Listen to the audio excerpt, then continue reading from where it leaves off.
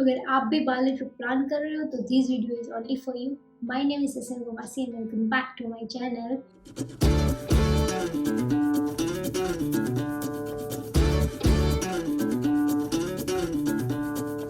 आज के मैं ये इन्फॉर्मेटिव वीडियो में मैं आपको बताने वाली हूँ कैसे फ्लाइट बुक करनी है, stay, food, transport, currency, SIM card and everything जो आपको बाली के बारे में जानना होगा वो सब मैं बताने वाली हूँ आपको। So let's start with the flights. Flights आपको सिर्फ मिलेगी इंडिया से बाली के लिए कनेक्टिंग फ्लाइट्स ही मिलेगी, डायरेक्ट फ्लाइट्स अवेलेबल नहीं है। मैंने जो फ़्लाइट बुक की थी वो थी दिल्ली से बाली के लिए, और मुझे कनेक्टिंग फ़्लाइट्स मिली थी, डायरेक्ट फ़्लाइट्स कोई नहीं मिली थी। अगर आपको मिलती है तो let me know in the comment section. और जो मैंने बाली के लिए पे किया था वो था 13,000, और वो था वाया होचिमिन सिटी जो है वियतनाम में। वहाँ पे 2 घंटे का ले ओवर था और फिर वहाँ से जाना था बाली का जो डेनपसर एयरपोर्ट है वहाँ पर। और मैंने ट्रैवल किया था वाया विएट जेट एयरलाइन जो काफ़ी नॉर्मल थी, लाइक गो एयर आप कह सकते हो। और बाली से जो मैंने रिटर्न टिकट की थी वो वहाँ से मैं गई थी वियतनाम। वो मैंने की थी जकार्ता से, जो दूसरा आइलैंड है जावा इंडोनेशिया का। इसका सिटी है जकार्ता, आपको शायद पता होगा। तो जकार्ता से मैंने बुक की थी होचिमिन सिटी के लिए, वो मुझे पड़ी थी 10,000। और अभी मैंने जो दोनों फ़्लाइट्स बताई आपको वो विथ लगेज थी। और एक्चुअली मोस्टली जो फ़्लाइट्स होती है वहाँ पे वो विदाउट लगेज ही दिखाते हैं, तो अगर आपको लगेज ऐड करना है तो उसका आपको अलग से पे करना होता 2 to 3,000।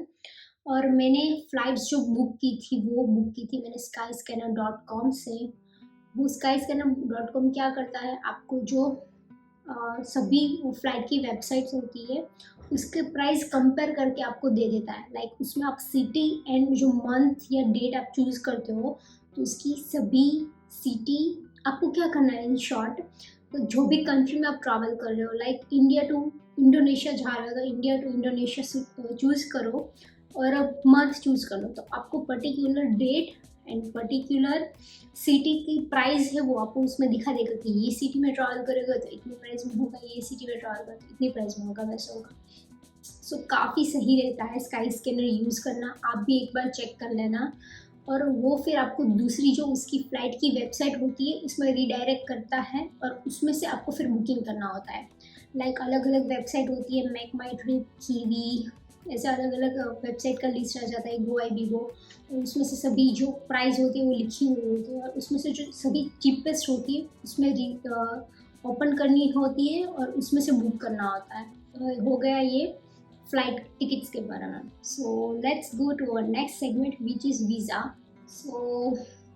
वीज़ा बहुत ही सिंपल है बिकॉज वीज़ा ऑन अराइवल है, तो आपको कोई टेंशन लेने की ज़रूरत ही नहीं है। जस्ट टिकट बुक करो और वहाँ एयरपोर्ट पे पहुँच जाओ, दैट्स इट। और वहाँ पे ही आपको वीज़ा मिल जाएगा, जो मिलेगा आपको 30 डेज़ के लिए मिनिमम। उसके बाद आपको एक्सटेंड करना हो तो आप एक्सटेंड कर सकते, 2 महीने के लिए आप एक्सटेंड कर सकते हो, पर मिनिमम 30 डेज़ के लिए मिलेगा। इसका चार्ज होता है 35 USD, अप्रॉक्स INR में करें तो 2500 के आसपास होगा कुछ। Let's move to our next segment which is document requirement.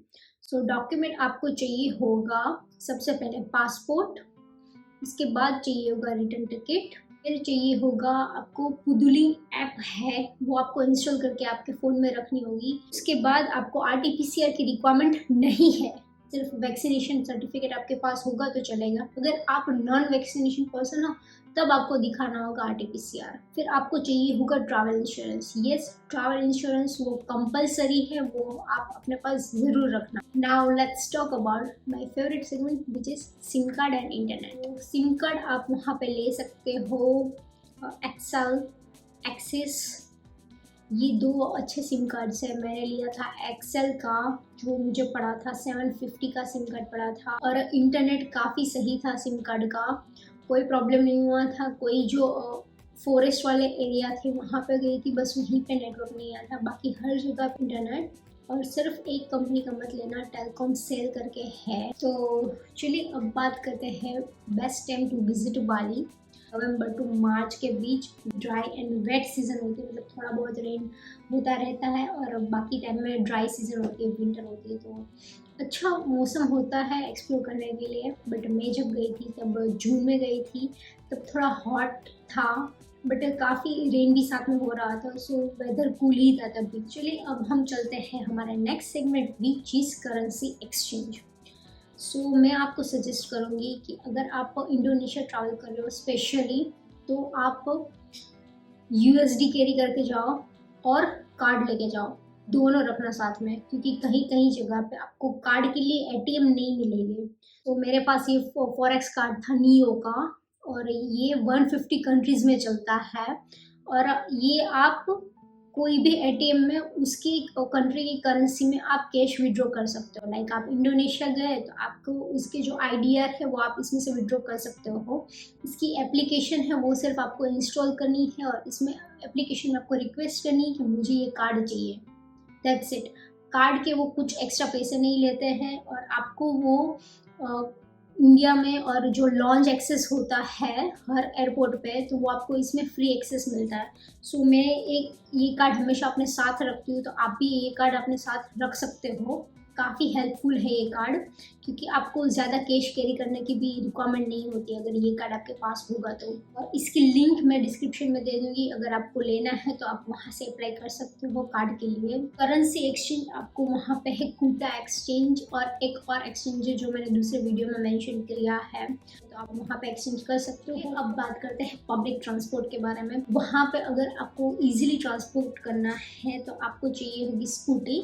वहाँ पे आप रेंट कर सकते हो स्कूटी, यूज़ कर सकते हो ग्रैब एंड गोजेक। स्कूटी का जो रेंट है वो बाली में को मिल जाएगी अप्रोक्स 350 to 400 पर डे के हिसाब से बोल रही हूँ मैं। अगर आप ज़्यादा दिन के लिए बुक कर रहे हो, लाइक मैंने बुक किया था फॉर 15 डेज 500 के यानी अप्रॉक्स 2500 मैंने पे किया था फॉर 15 डेज। सो मुझे बहुत सारे लोगों ने क्वेश्चन पूछा था कि वहाँ पे ड्राइव करने के लिए इंटरनेशनल ड्राइविंग लाइसेंस चाहिए होता है।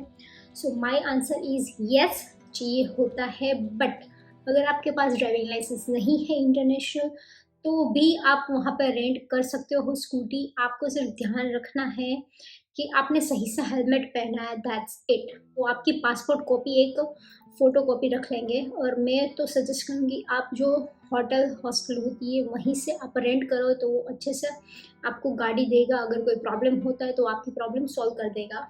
ड्राइविंग लाइसेंस की रिक्वायरमेंट नहीं है, बट मैं ऐसा सजेस्ट नहीं करती हूँ कि आप परचेज़ मत करो। मैं सजेस्ट यही करूँगी कि आप ले लो। बट मैं सिर्फ मेरा एक्सपीरियंस शेयर कर रही हूँ कि मैंने लाइसेंस नहीं लिया था फिर भी मैं वहाँ पे ड्राइव कर सकती थी। सो अब बात करते हैं कि अगर आपको जावा आइलैंड जाना है तो कैसे जा सकते हो।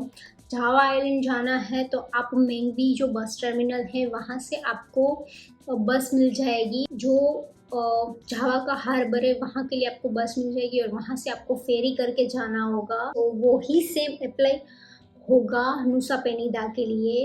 पूरा नुसा पेनिदा के लिए वीडियो बना के रखा है ट्रांसपोर्ट का, वो आप जाके देख सकते हो। सेम लाइक जावा के ट्रांसपोर्ट का भी मैंने वीडियो के बना के रखा है, तो आप वो भी देख सकते हो। सो नुसा पेनिदा की फेरी आप बुक कर सकते हो ऑफलाइन भी और ऑनलाइन भी। ऑफलाइन बुक करते हो आपको हार्बर पे जाना होगा, और हो सके तो राउंड ट्रिप ही बुक करना। और ऑनलाइन अगर आपको बुक करनी है तो klook.com। सो चलिए अब चलते हैं हमारा next segment which is stay. तो हर जगह पे इजीली अवेलेबल होगा, और मैं थोड़ी शॉक थी, मतलब वहाँ पे जो स्टे थे वो बहुत ही डिसेंट थे और बहुत ही अच्छे थे। मतलब आपको 1000 या 1500 में कितने अच्छे अच्छे रिजल्ट्स मिल जाएंगे आपको। हॉस्टल्स भी आपको अराउंड 300 to 500 के आसपास बेस्ट हॉस्टल मिल जाएगी विथ ब्रेकफास्ट। बहुत ही अच्छे अच्छे रिजल्ट मिल जाएंगे आपको 1000 to 2000 के बीच में। बुक कर सकते हो booking.com से, एयरबीएनबी से, अगोड़ा। और हॉस्टल बुक करनी है तो आप यूज़ कर सकते हो हॉस्टल वर्ल्ड। हाँ, मैंने स्टे कहाँ कहाँ किया था वो सब के लिए मैंने एक वीडियो ही अलग से बना के रखा है, तो अगर आपको वो देखना है तो आप देख सकते हो। Now let's move to our next segment which is food. और बाली में और इंडोनेशिया में काफ़ी फूड के सही सही ऑप्शंस मिल जाएंगे, तो आपको उसका टेंशन लेने की ज़रूरत नहीं है। वेज फूड आराम से मिल जाएगा, नॉन वेज सब कुछ आपको आराम से मिल जाएगा।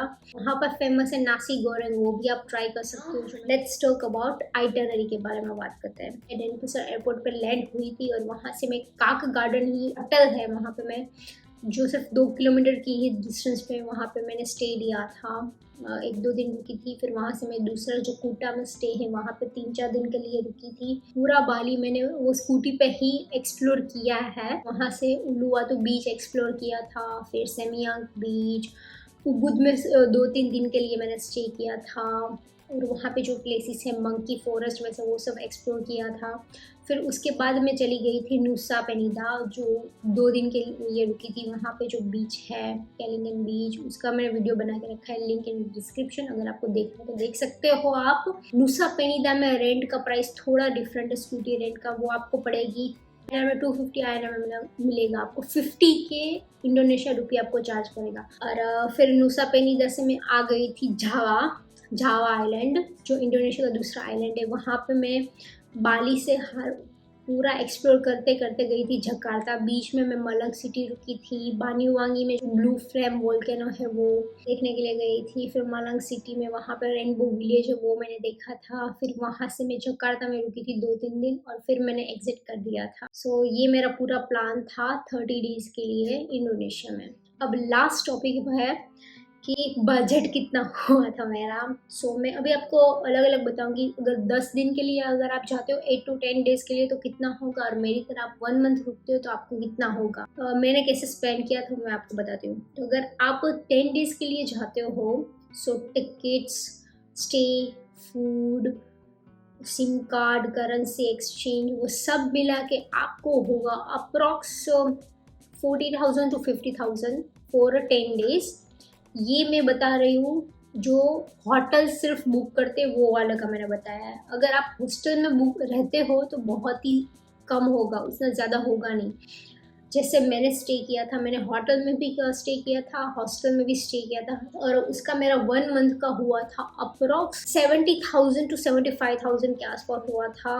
बिकॉज मैंने ज़्यादा हॉस्टल चूज़ की थी, और ट्रांसपोर्ट मुझे एक तो बहुत ही सस्ता हुआ था क्योंकि मैंने 15 डेज के लिए रेंट कर लिया था। पेट्रोल का ही पे करना था। पेट्रोल वहाँ पे बहुत ही सस्ता है, लाइक 35 इंडियन रुपीज़ है, 35 to 40 रुपीज़ ही है सिर्फ 1 लीटर का। और फिर स्टे जो रेगुलर हॉस्टल एंड होटल्स में करती थी, मोस्टली मैं प्रेफर करती थी स्ट्रीट फूड्स। स्ट्रीट फूड्स यानी वहाँ पे जो वारोंग होते हैं, ऐसा नहीं कि स्ट्रीट में होता है, वारोंग जो छोटे छोटे स्टॉल्स होते हैं वहाँ पे आप खा सकते हो, और वो बहुत ही नीट एंड क्लीन ही होता है। एग खाते हो तो आप वहाँ पे खा सकते हो, वेज खाते हो तो भी आपको मिल जाएगा, ऐसा नहीं है कि नहीं मिलेगा, तो भी आपको मिल जाएगा आराम से। 150 रुपीज़ एक टाइम का मील होगा आपका। पूरे दिन का काउंट करो तो 300 to 400। आप बजट ट्रैवल कर रहे हो मेरी तरह तो इतना होगा। अगर आप कैफेज और रेस्टोरेंट्स में खाओगे तो एक टाइम होगा 400 to 500 रुपीज़ अप्रॉक्स। एंड एक और बात, अगर आप कोई प्लेसेस विजिट करते हो, लाइक मोस्टली वहाँ पे बाली में वाटरफॉल्स है, तो सभी वाटरफॉल की अप्रॉक्स टिकट होती है 10K to 20K, वो एंट्री टिकट चार्ज करते हैं। लाइक 20K यानी 100 रुपीज़ वो चार्ज करते हैं। और अगर आप जाते हो वहाँ पर तो सनस्क्रीन साथ में रखना, रेन कोट साथ में रखना। लास्ट पॉइंट, बहुत सारे लोग मुझे पूछते हैं कि is Bali is safe for female solo traveller, Indonesia is safe.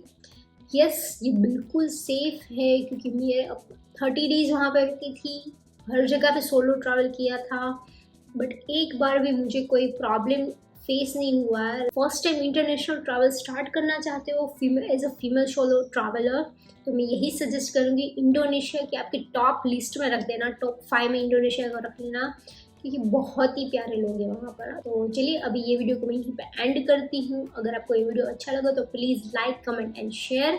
और आपको कोई भी क्वेश्चन है तो feel free to ask me in comment section. और मैं इंस्टा में भी हूँ, जो मेरा इंस्टा आईडी है तस्नीम कपासी नेम से ही है, आप वहाँ पे भी मुझे फॉलो कर सकते हो।